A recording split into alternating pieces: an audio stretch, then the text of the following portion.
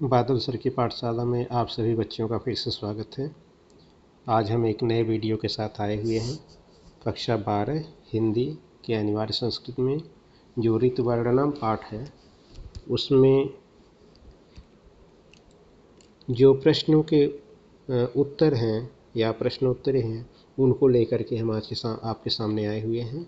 तो हम आपसे निवेदन करेंगे कि इस वीडियो को देखने के पहले आप ऋतुवर्णनम में वर्षा ऋतु, हेमंत ऋतु और वसंत ऋतु पर जो अलग अलग वीडियो हमने बनाया है उस वीडियो को पहले देखें और उस वीडियो में जो इन श्लोकों के अर्थ समझाए गए हैं उनको अच्छी तरह से आप देखें, उनको याद करें, क्योंकि उनको आप अच्छे से याद करेंगे तभी प्रश्नों के उत्तर आपको समझ में आएंगे।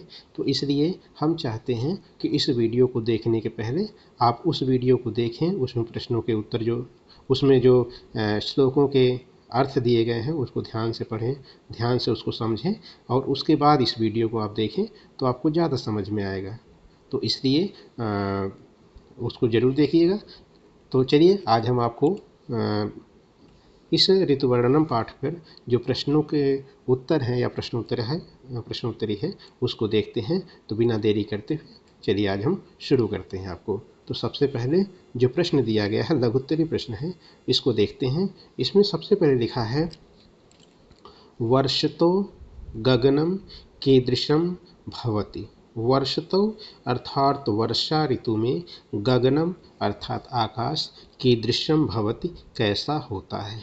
तो वर्षतो मतलब वर्षा ऋतु में, गगनम अर्थात आकाश, कीदृशम भवति कैसा होता है। तो वर्षा ऋतु में गगन कैसा होता है, आकाश कैसा होता है। तो जब बारिश का मौसम आता है तो सबसे पहले आकाश हो जाता है कैसा, बादल से घिर जाता है। तो बादल से जब घिर जाएगा तो उसको लिख सकते हैं हम मेघोपगूढ़म,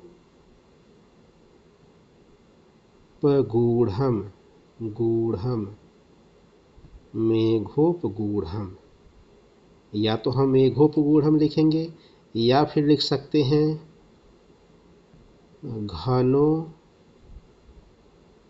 घनोपगूढ़म, दोनों में से कुछ भी लिख सकते हैं। मेघोपगूढ़म या घनोपगूढ़म अर्थात बादल से घिरा होता, दोनों का अर्थ यही है कि बादल से घिरा होता है। और इसके साथ साथ क्या होता है, अंधकार युक्त, अंधकार पूर्णम या अंधकार युक्तम, अंधकार पूर्णम या अंधकार युक्तम च भवति, भवति। ठीक है। तो अब हम इसका जैसे पूरा अर्थ लिखना होगा या पूरा हमको प्रश्न का उत्तर लिखना होगा तो कैसे लिखेंगे। लिखेंगे वर्षतव, वर्षा ऋतु में गगनम आकाश, मेघोपगूढ़म या घनोपगूढ़म और अंधकार पूर्णम च भवति। ठीक है। अब इसको एक बार फिर से देखते हैं पूरा उत्तर कैसे लिखेंगे। पूरा उत्तर लिखने के लिए क्या करेंगे हम, चलिए मान लो हम घनोपगूढ़ हटा देते हैं तो लिखेंगे इसका उत्तर होगा वर्षतौ वर्षा ऋतु में, गगनम आकाश, मेघोपगूढ़म अंधकार पूर्णम च भवति। अर्थात वर्षा ऋतु में आकाश मेघ से और घिरा होता है और अंधकार पूर्ण मतलब अंधकार से युक्त होता है। ठीक, चलिए अगले प्रश्न की ओर चलते हैं। अगला प्रश्न देखते हैं। अगला प्रश्न है आपका वर्षतो निद्राम विहाय के नदन्ति। वर्षा ऋतु में निद्रा मतलब नींद को, विहाय मतलब त्याग कर, के मतलब कौन लोग, नदन्ति मतलब होता है, वैसे तो नदन्ति मतलब होता है टर टर करना, टर टर की आवाज़ करना, अर्थात चिल्लाना, टर टर की आवाज़। अब टर टर की आवाज़ कौन करता है, तो वो करता है मेढक। कौन करता है, मेढक। और मेढक की संस्कृत होती है, या तो हम प्लगाह करेंगे, प्लवगाह कर लिखेंगे क्योंकि प्लवगाह आपकी किताब में लिखा हुआ है, तो या तो आप प्लवगाह लिखिए, या इसकी एक और संस्कृत होती है, वो होती है मंडूक, और बहुवचन में होता है मंडूकाह। ठीक, तो अब हम या तो प्लवगाह लिखेंगे या फिर मंडूकाह लिखेंगे। तो कैसे लिखेंगे, लिखेंगे वर्षतौ निद्राम विहाय प्लवगाह या फिर मंडूकाह नदन्ति। कैसे लिखेंगे, देखिए इसका उत्तर लिखेंगे हम कि वर्षतौ निद्राम विहाय प्लवगाह या फिर मंडूकाह नदन्ति। जहाँ पर के लिखा है, के मतलब कौन, अर्थात बहुवचन में लिखा है तो के बहुवचन, के मतलब होता कौन, तो के की जगह पे लिखेंगे मंडू का है, या फिर क्या लिखेंगे, मंडू का है या तो लिखेंगे, या फिर लिखेंगे क्या, प्लवगाह। ठीक है, दोनों में से कुछ भी लिख सकते हैं। ठीक है, तो इसका उत्तर इस तरह से तैयार हो जाएगा, वर्षतौ निद्राम विहाय मंडूकाह नदंती, या वर्षतौ निद्राम विहाय प्लवगाह नदंती। ठीक, चलिए अगले प्रश्न की ओर चलते हैं। अगला प्रश्न देखते हैं, हेमंते जलचारिणः जले किम न अवगाहन्ति। हेमंत ऋतु में, हेमंत ऋतु कब होता है, ठंडी का मौसम होता है, नवंबर के बाद शुरू होता है और जनवरी तक चलता है। तो हेमंत ऋतु में जलचारिणः, जो जलचारी होते हैं, जलचारी मतलब जल के आसपास रहने वाले, जैसे पक्षियाँ होती हैं, चिड़िया होती है, जो जानवर होते हैं वो, ठीक है, जो जलों में रहते हैं। तो जलचारिण होते हैं जल में रहने वाले जितने भी जीव जंतु हैं, वे जले मतलब जल में, किम मतलब क्यों, न मतलब नहीं, अवगाहंत मतलब होता प्रवेश करते हैं, अर्थात जल में क्यों नहीं घुसते हैं, क्यों नहीं नहाते हैं, क्योंकि भैया जल में तो कोई नहीं नहाना चाहता, क्योंकि ठंडा होता है, तो ठंडा होता है तो इसलिए वो नहीं करते हैं। तो ठंडे का, ठंडी की संस्कृत होती है शीत, तो लिखेंगे शीत कारणात। ठीक, शीत कारणात। ठीक है, कैसे लिख देंगे, शीत कारणात् लिख देंगे, या शीतस्य कारणात् लिख देंगे। तो लिखेंगे हेमंते जलचारिणः जले शीत कारणात् न अवगाहन्ति। बिल्कुल आसान सा उत्तर है। क्या लिखेंगे कि हेमंते अर्थात हेमंत काल में जलचारिण मतलब जलचारी जो होते हैं, जले शीत कारणात् शीत के कारण, ठंड के कारण, न अवगाहन्ति प्रवेश नहीं करते। ठीक है, चलिए अगले प्रश्न की ओर चलते हैं। अगला है वसंत काले वृक्षाः कीदृशाः भवन्ति। वसंत ऋतु में वृक्ष कैसे दिखाई देते हैं। तो वसंत ऋतु में जो वृक्ष होते हैं वो पहली बात तो फल से युक्त हो जाते हैं, तो लिख देंगे फल युक्ताः, फल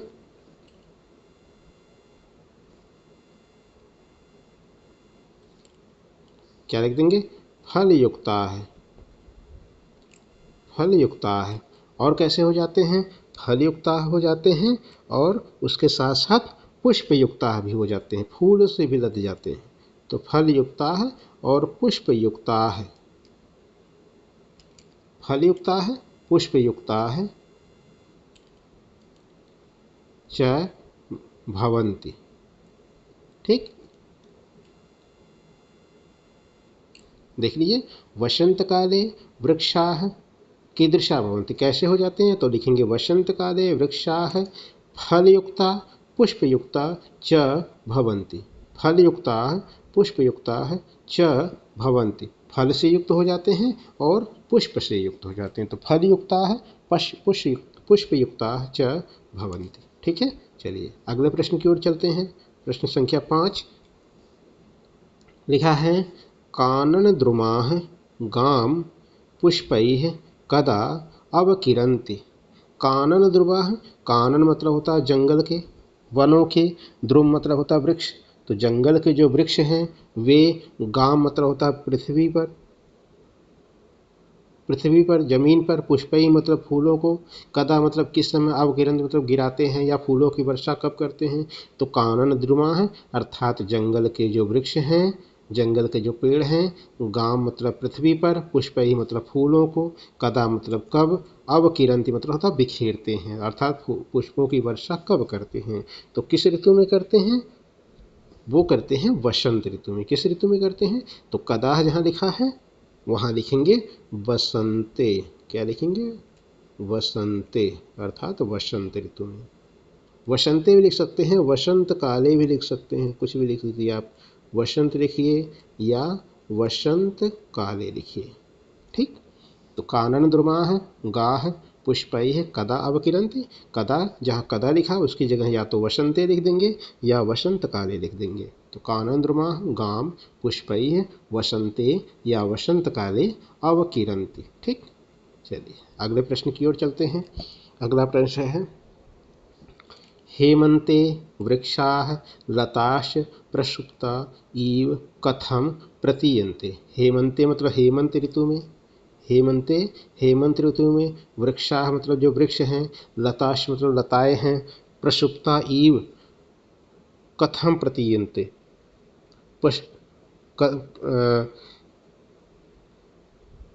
प्रसुप्तायु कथम प्रतीयते, अर्थात हेमंत ऋतु में लता और जो वृक्ष हैं वो प्रसुप्ता इव प्रतीयन्ते, वह प्रसुप्ता इव कथम प्रतीयते।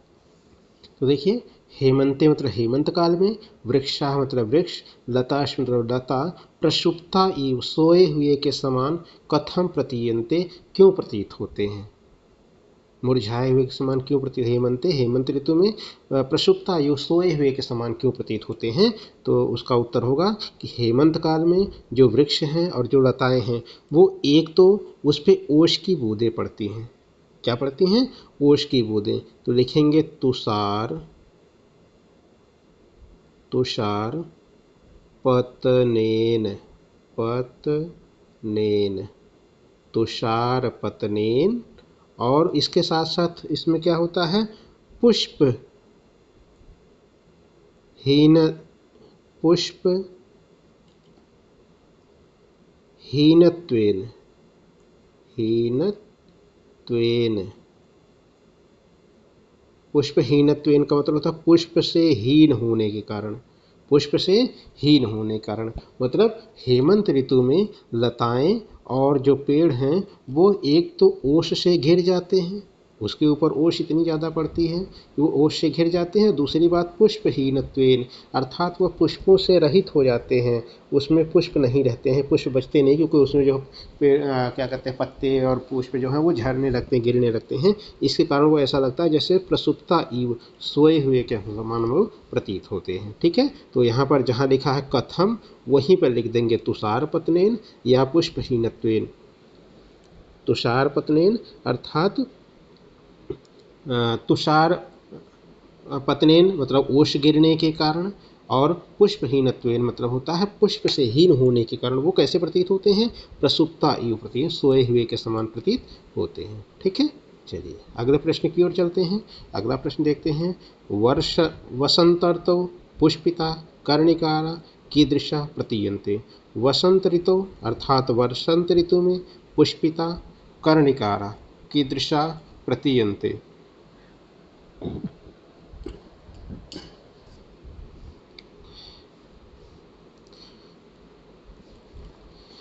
तो वसंत ऋतु में पुष्पिता मतलब खिले हुए, कर्णिकारा मतलब होता है कनेर का पुष्प। कर्णिकारा हमने आपको पिछले वीडियो में बनाया था।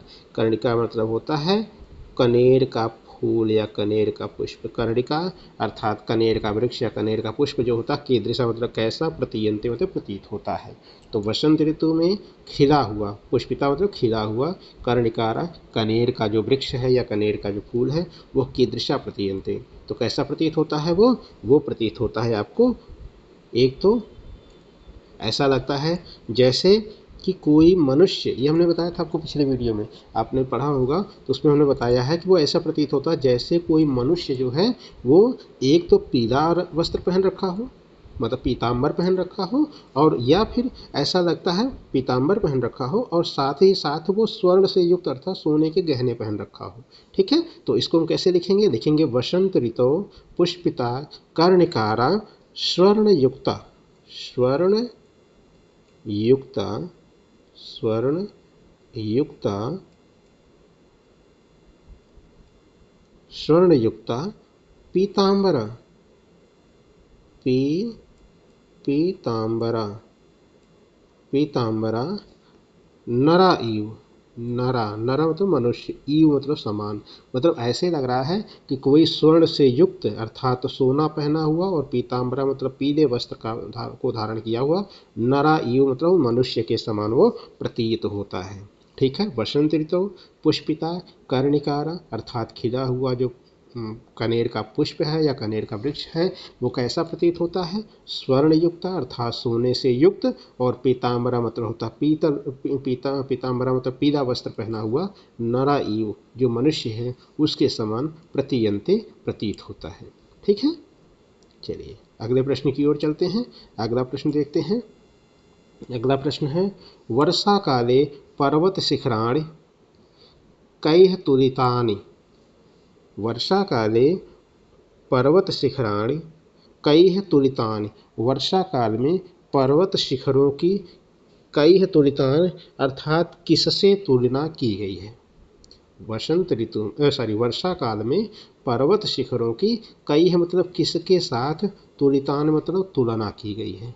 ठीक है, तो किसके साथ तुलना की गई है, हमने जब आपको पिछले वीडियो में पढ़ाया था वर्षा ऋतु वर्णन, तो उसमें बताया था कि वर्षा काल में जो पर्वत शिखर हैं उनकी तुलना की गई थी कैसे, लटकती हुई मोतियों की माला से। लटकती हुई मोतियों की माला, ऐसा लगता है जैसे पर्वत शिखर से जब पानी झरता है, मोतियों की माला, मतलब कि ऐसा लगता है कि जब पर्वत शिखर से पानी की धारा जब गिरती है तो वो ऐसी प्रतीत होती है जैसे कोई पुरुष, यहाँ लिख देते हैं, पुरुष के गले में लटकती हुई मोतियों की माला की तरह। तो ऐसा लगता है कि जब वो पर्वत शिखर से अर्थात पर्वत के झरने से जब वो पानी की बूंदें, वर्षा ऋतु में पानी की बूंदें जब गिरती हैं तो ऐसे लगती हैं कि जैसे किसी पुरुष के गले में मोतियों की माला लटक रही हो, अर्थात लटकती हुई मोतियों की माला के समान वो प्रतीत होती है। ठीक है, तो इसको कैसे लिखेंगे, अब हमें इसको संस्कृत में लिखना है, तो संस्कृत में लिखेंगे तो लिखेंगे सबसे पहले कैसे लिखेंगे, लिखेंगे वर्षा काले पर्वत शिखराणि। ठीक है, अगर हम इसका उत्तर नहीं समझ में आ रहा, ज़्यादा कठिन लग रहा, तो हम पिछले वीडियो से भी, पिछले उससे यहाँ से भी देख सकते हैं। देखिए वर्षा काल में यहाँ पे लिखा है कि महांति कूटानि, विशाल का जो पर्वत, महीधराणाम पर्वत के जो विशाल कूटानि है, जो झरने हैं, वो महाप्रमाणई है और प्रपातई है मुक्ता कलापैर इव। यहाँ पर देखिए लिखा है मुक्ता कलापैर ईव, अर्थात मोतियों की माला के समान, और महाप्रमाणय विपुल, विशाल काय मोतियों की माला के समान प्रतीत होती हैं। तो यहाँ से हम उसका उत्तर लिख सकते हैं। कैसे लिखेंगे, तो सबसे पहले लिखेंगे वर्षा काले पर्वत शिखराणि, वर्षा काले पर्वत शिखराणि मुक्ता कलापै, जहाँ कई लिखा है वहाँ लिखेंगे मुक्ता, मुक्ता कलापै, मुक्ता कलापै भूषिता, भूषिता, भूषिता सुसज्जिता भी लिख सकते हैं, सज्जिता भी लिख सकते हैं। ठीक है, पुरुषा ईव, पुरुषा ईव, पुरुषा ईव, और लिख देंगे तुलितानि।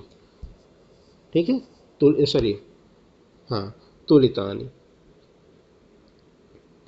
ठीक है, तो लिखेंगे वर्षा काले, वर्षा काल में पर्वत शिखराणि, पर्वत के शिखर जो हैं वो मुक्ता कलापई है, भूषिता मोतियों की माला से सजे हुए, पुरुषाह मतलब पुरुष के, ईव मतलब समान, तुलितानि मतलब तुलना की गई है, अर्थात वो प्रतीत होते हैं। ठीक है, तो मुक्ता कलापई है, भूषिता मतलब मोतियों की माला से, भूषिता मतलब सजे हुए, पुरुषाह ईव प्रतीयन्ते या भूषिता ईव तुलितानि, अर्थात पुरुषों के मोतियों की माला से सजे हुए पुरुष के समान उसकी तुलना की गई है। वर्षा काल में पर्वत शिखर की तुलना कैसे की गई है, मोती मूर्ता कलापई मतलब मोतियों की माला से, भूषिता मतलब सजे हुए, पुरुषा ईव मतलब पुरुष के समान, तुलितान उसकी तुलना की गई है। चलिए अगले प्रश्न की ओर चलते हैं।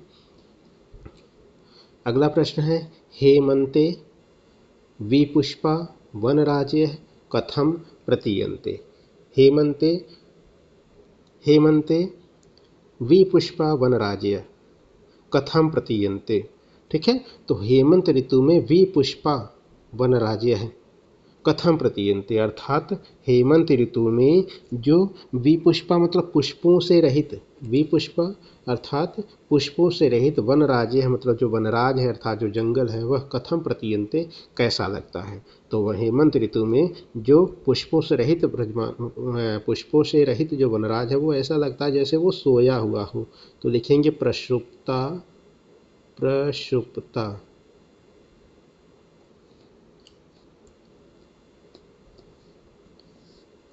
प्रसुप्ता, प्रसुप्ता इव, प्रसुप्ता इव अर्थात सोए हुए के समान। ठीक है, तो हेमंते विपुष्पा वनराजयः प्रसुप्ता इव प्रतीयन्ते, सोए हुए के समान प्रतीत होता है। ठीक है, तो हेमंते विपुष्पा मतलब पुष्पों से रहित वनराज है, मतलब जब वनराज है, जो जंगल है, वो कैसा लगता है? प्रसुप्ता इव प्रतीयन्ते, जैसे लगता है कि वो सो रहा हो। ठीक है, चलिए अगले प्रश्न की ओर चलते हैं। अगला प्रश्न देखते हैं। अगला प्रश्न है कः कालः प्रचुन्न मन्मथः भवति। कः कालः प्रचुन्न मन्मथः भवति, कौन सा काल प्रचुर मन्मथः है, अर्थात प्रचुर मतलब अत्यधिक मात्रा में, मन्मथ मतलब होता है काम भावना, काम भावना या प्रेम भावना। मन्मथ मतलब वैसे होता है कामदेव, अगर मन्मथ देखा जाए तो कामदेव का एक दूसरा नाम होता है, या मन्मथ कामदेव होता है। तो प्रचुर मतलब अत्यधिक काम भावना से युक्त होता है। कह काल है, कौन सा समय प्रचुर मन्मथ है, तो वो होता है आपका कौन सा काल? बसंत काल। कौन सा काल?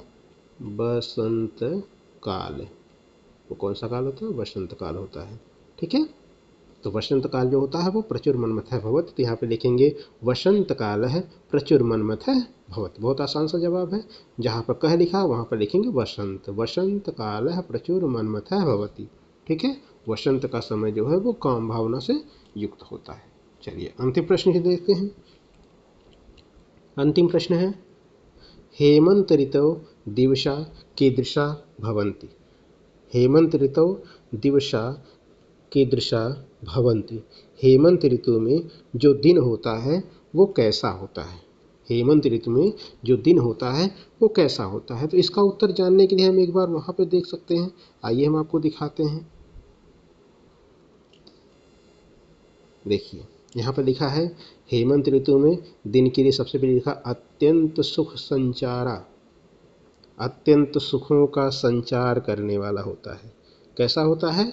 अत्यंत सुख संचारा, सुखों का संचार करने वाला होता है।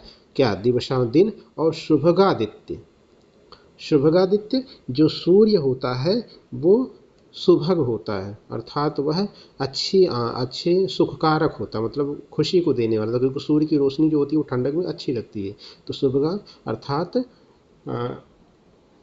सुभग होता है, अच्छा होता है। सूर्य की जो किरणें होती है वो अच्छा होता है। छाया शरीर दुर्भगा, और छाया मतलब जो छाया होती है, और शरीर मतलब जो पानी होता है, वह दुर्भगा मतलब कष्टकारक होता है, कष्टकारक होता है।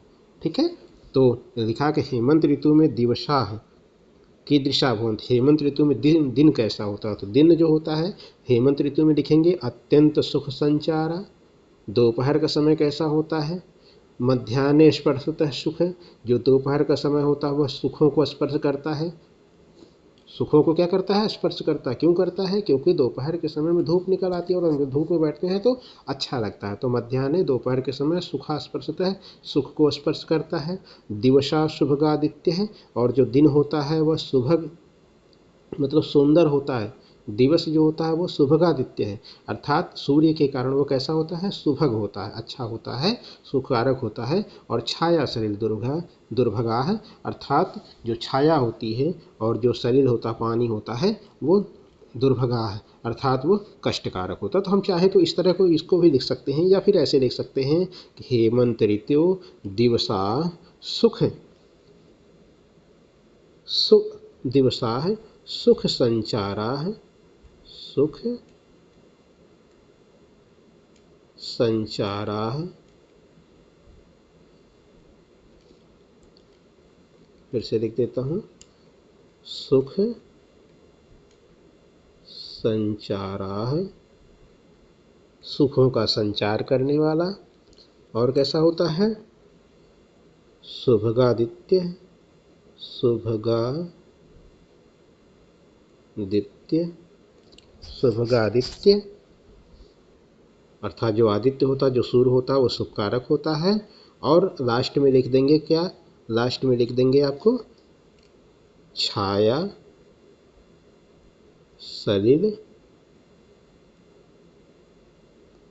दुर्भगा, अर्थात छाया और जो सलिल मतलब पानी है, दुर्भगा अर्थात वो कैसा होता है, कष्टकारक, च भवन्ति, ठीक है, लास्ट में लिख देंगे भवन्ति, मतलब छाया और सलिल कैसे होते हैं, कष्टकारक होते हैं, ठीक है। तो इस तरह से हमारा उत्तर तैयार हो जाएगा, ठीक है। तो हेमंत ऋतु दिवसा, दिवसा जो दिन होता है वह सुख का संचार करने वाला होता है, और शुभगादित्य है, सूर्य जो होता है वो सुखकारक होता है, और छाया शरीराश, छाया शरीर दुर्भगाश्चय भवंती, छाया और शरीर जो होते हैं वो कष्टकारक होते हैं, ठीक है। ये उत्तर हमारा तैयार हो जाएगा। चलिए अब आगे देखते हैं, अनुवादात्मक प्रश्न है। ये देखिए आपको पैराग्राफ दिए जाएंगे, जो डैश दिया गया है पैराग्राफ दिए जाएंगे, और पैराग्राफों का हिंदी अनुवाद करना है, तो वो तो हमने आपको बता ही दिया, सारे श्लोक दिए जाएंगे, उनका हिंदी अनुवाद करना होगा। आगे चलते हैं,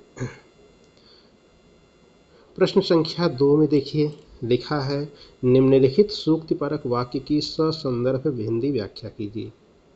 सूक्तिपरक वाक्य, प्रक्रीडितो वारिधरैः सुरेंद्रः, प्रक्रीडितो वारिधरैः सुरेंद्रः, ये एक सूक्ति दिया गया है, इसकी हमें हिंदी व्याख्या करनी है। तो सबसे पहले लिखा है, ये वर्णन देख रहे हैं तो ये वर्णन है वर्षा काल का, किसका है, वर्षा काल का वर्णन है। वर्षा काल में कह रहा है कि सुरेंद्र मतलब जो इंद्र भगवान हैं, वो वारिधरैः मतलब होता है पानी की बूंदों के साथ, प्रकीडितो मतलब होता है खिलवाड़ कर रहे हैं। प्रकीडितो मतलब क्या कर रहे हैं, खिलवाड़ कर रहे हैं। जब हम आपको वर्षा ऋतु का वर्णन पढ़ाए थे तो उसमें हमने आपको पढ़ाया हुआ था, क्या पढ़ाया था कि यहाँ पर देखिए लिखा हुआ है कि ये लिखिए, यहाँ पर लिखा हुआ है क्या, प्रकीडितो वारिधरैः सुरेंद्र है, अर्थात जो सुरेंद्र है, अर्थात जो इंद्र भगवान हैं, वो पानी की, वारिधरैः मतलब पानी की बूंदों के साथ, प्रकीडितो मतलब खिलवाड़ कर रहे हैं। जिसमें लिखा है मत्ता गजेंद्रा, जो गजेंद्र हैं अर्थात हाथी है वो मदमस्त हो रहे हैं, मुदिता गवेंद्रा जो सांड है वो प्रसन्नचित हो रहे हैं, वनेश विक्रांत तारा मृगेंद्रा है, अर्थात जो मृगेंद्र हैं, जो शेर हैं, सिंह हैं, वो और भी ज़्यादा जंगलों मजबूत हो रहे हैं, रम्या नरेंद्रा है, नगेंद्रा है, जो हिमालय पर्वत है या जो पर्वत हैं वो सुंदर होते जा रहे हैं, और निवृत्ता नरेंद्रा है, और जो राजा है वो क्या होते जा रहे हैं, वो चिंता मुक्त होते जाए, क्योंकि बारिश का मौसम है, लड़ाई उड़ाई करने जाना नहीं है, तो वो चिंता मुक्त हो गए हैं, ठीक है। और लास्ट में लिखा है प्रक्रीडितो वारिधरैः सुरेंद्र है, और जो सुरेंद्र हैं अर्थात जो इंद्र भगवान हैं वो पानी की बूंदों के साथ क्या कर रहे हैं, खिलवाड़ कर रहे हैं, ठीक है। तो ये इस तरह से इसका हमने पूरा, इसको भी आप लिख देंगे पूरी तरह सब, ठीक है। तो ये आपका जो है सूक्तिकार से तैयार हो जाएगा, ठीक है। चलिए आगे देखते हैं, निम्नलिखित वाक्यों का संस्कृत में अनुवाद कीजिए, ठीक है। अनुवाद बहुत आसान है। सबसे पहले लिखा है मेढक, मेढक बोल रहे हैं, तो आप जानते हैं मेढक की संस्कृत यहाँ पर क्या लिखा है, प्लवगाह, प्लवगाह लिखेंगे, प्लवगाह,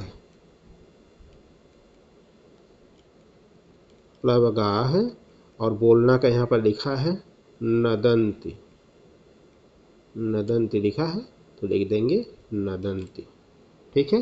प्लवगाह नदंती अर्थात मेढक बोल रहे हैं, मेढक क्या कर रहे हैं, मेढक बोल रहे हैं, ठीक है। चलिए अगला है, तेज वायु बह रही है, तेज वायु तो लिखेंगे तीव्र वाताह, तीव्र वाताह,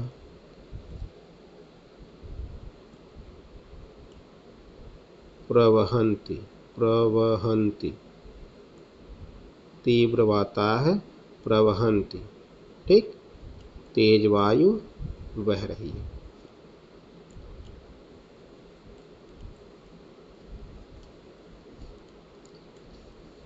देखिए यहाँ पर फिर से लिखते रहो, तीव्र वाताह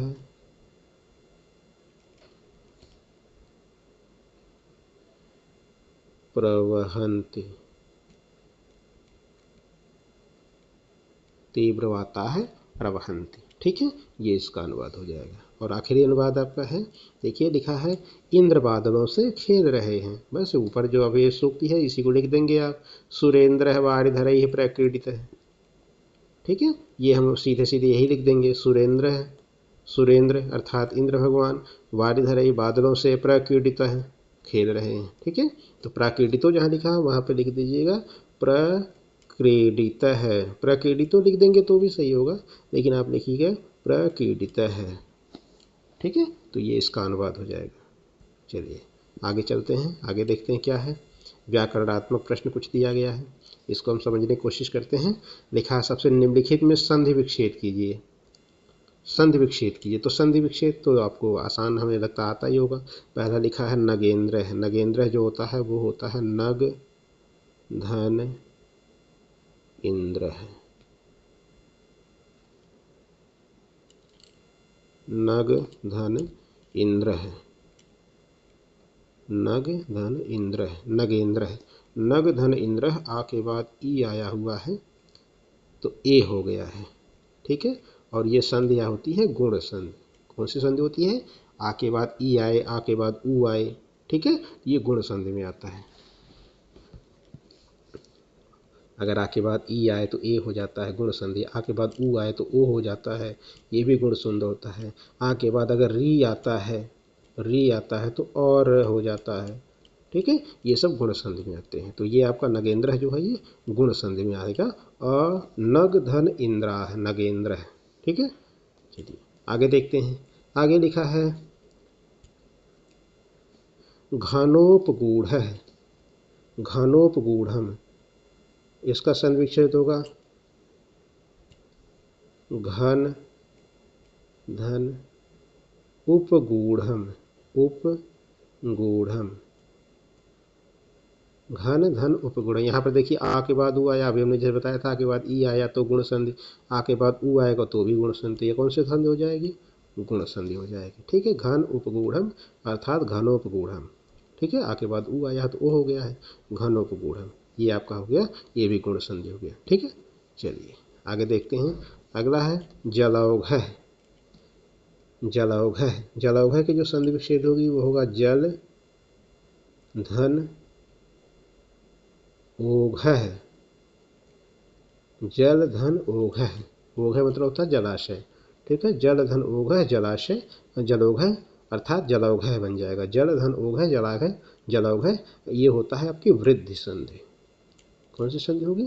वृद्धि संधि होगी। जल धन औघ जलौघ। ठीक है, वृद्धि संधि हो जाएगी। ये वृद्धि संधि होगी। आ के बाद ओ आता है तो औ हो जाता है, आ के बाद ए आएगा या ए आता है तो ए हो जाता है। ठीक है, चलिए आगे देखते हैं, आगे क्या लिखा है। अगला प्रश्न है निम्नलिखित शब्दों में शब्द विभक्ति एवं वचन बताइए। निम्नलिखित शब्दों में शब्द विभक्ति एवं वचन बताइए। तो जैसे लिखा सौमित्रे। ठीक है, सौमित्रे, सौमित्रे में हमें जो है सौमित्रे कहते हैं किसको? सौमित्रे यहाँ पर है तो सुमित्रा के, सुमित्रा नंदन को सौमित्र कहते हैं। सुमित्रा नंदन मतलब सुमित्रा का पुत्र। और सुमित्रा का पुत्र कौन था? सुमित्रा का पुत्र कौन था? लक्ष्मण थे। कौन था? लक्ष्मण थे। तो यहाँ पर लक्ष्मण के लिए कहा गया है कि सौमित्रे। और ये सौमित्रे है ये संबोधन में आता है। किस में आता है ये? संबोधन।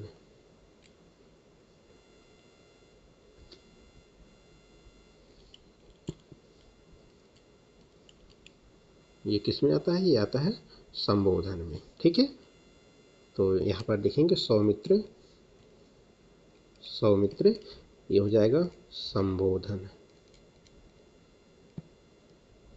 और एक वचन होगा। विभक्ति कौन सी हो जाएगी? संबोधन हो जाएगा। वचन क्या हो जाएगा? एक वचन हो जाएगा। ठीक है,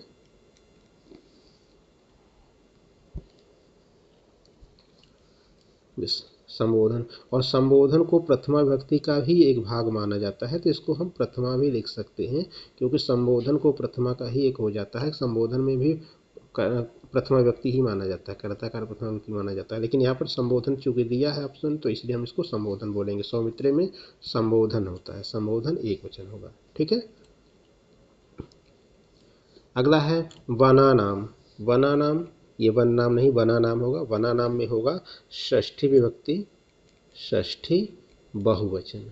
ये जो रूप होता है षष्ठी बहुवचन का रूप है। ठीक है, षष्ठी विभक्ति बहुवचन का रूप है। वन का है, वन शब्द होता है वन में, वनानाम अर्थात जंगलों में, इसका अर्थ होगा जंगलों में। रमेश, रमेश की बात करें तो ये होगा रम धातु होता है रमने के अर्थ में, रम धातु होता है रमने के अर्थ में। और ये जो रूप है ये है सप्तमी विभक्ति, सप्तमी बहुवचन, बहुवचन, सप्तमी बहुवचन। ठीक, तो ये हो जाएगा सप्तमी बहुवचन। आगे चलते हैं, अगला है नरान। नरान जो शब्द होता है नर है, नर शब्द होता है, मनुष्य, नर मतलब होता है नरुष, और नरान है ये आपका हो जाएगा द्वितीय, द्वितीय बहुवचन, द्वितीय बहुवचन। ठीक, द्वितीय बहुवचन का रूप है, द्वितीय बहुवचन का रूप। ठीक, चलिए आगे है, लिखे निम्नलिखित शब्दों में धातु लकार पुरुष एवं वचन बताइए। आगे शब्दों में धातु बताना है, अर्थात कौन सी धातु है, लकार बताना है, पुरुष एवं वचन बताना है। तो चलिए पहला देखते पश्य है। जो पश्य होता है उसकी धातु होती है दृश्य धातु। क्या होता है, दृश्य धातु, दृश्य धातु होता है। और पश्य रूप बनता है, ये बनता है लोट लकार में, लोट लकार में बनता है। मध्यम पुरुष होता है, मध्यम पुरुष और एक वचन का रूप होता है। लोट लकार मध्यम पुरुष एक वचन का रूप होता है, दृश्य धातु होता है। इसका रूप होता है पश्यत, पश्यताम पश्यंत, पश्य पश्यतम पश्यत। तो पश्य जो होता है वो दृश्य धातु होता है, लोट लकार होता है, मध्यम पुरुष और एक वचन बनता है। ठीक है, चलिए आगे अगला शब्द देखते हैं। अगला है आपका प्रवहंती। प्रवहंती, प्रवहंती जो है वह धातु होता है, वह धातु बहने के अर्थ में होता है। और प्र उपसर्ग लगा हुआ है, ये है आपका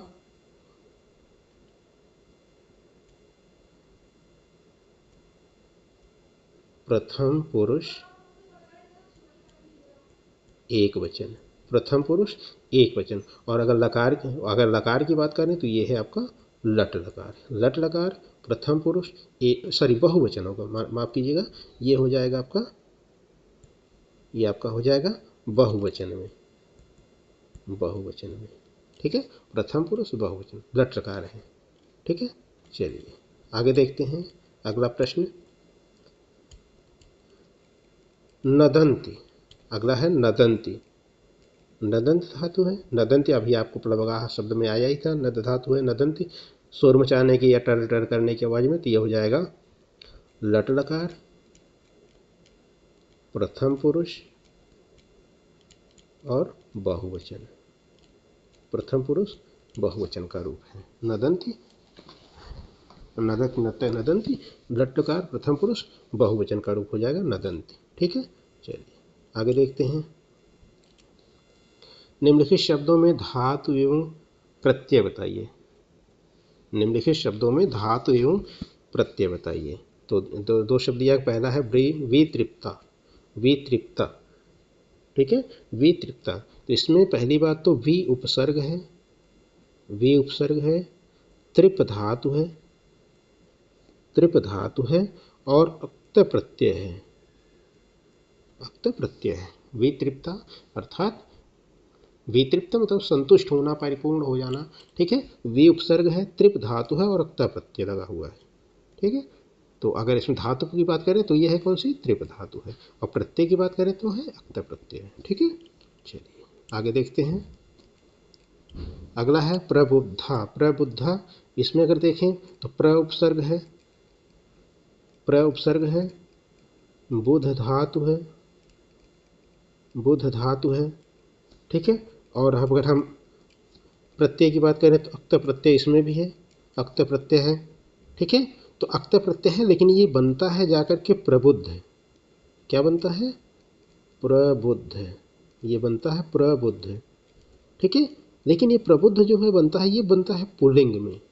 ये किस में बनता है, ये बनता है पुल्लिंग में। और अगर इसके स्त्रीलिंग की बात करें तो ये बनेगा प्रबुद्धा, स्त्रीलिंग में प्रबुद्धा बनेगा। ठीक है, प्रबुद्धा। तो प्र उपसर्ग है, बुध धातु, अक्त प्रत्यय प्रबुद्ध बना, और स्त्रीलिंग में जाकर के ये क्या बना, प्रबुद्धा बना। ठीक है, ये आपका प्रबुद्धा बन गया। ठीक है, बस आज के लिए इतना ही। आगे तो कुछ प्रश्न है नहीं, शब्दार्थ दिए गए हैं, शब्दार्थ आप पढ़ लीजिएगा और प्रश्नों के उत्तर आपको हमने दे ही दिया है। उम्मीद है कि आपको वीडियो पसंद आया होगा, और अगर ये वीडियो पसंद आया है तो हमारे वीडियो को लाइक करिएगा, सब्सक्राइब जरूर करिएगा और अपने दोस्तों को भी शेयर कर दीजिएगा, उनको भी थोड़ा फ़ायदा हो जाएगा। ठीक है, चलिए मिलते हैं अगले वीडियो में और किसी एक नए टॉपिक के साथ, किसी एक नए चैप्टर के साथ। तब तक के लिए हमें अनुमति दीजिए। नमस्कार।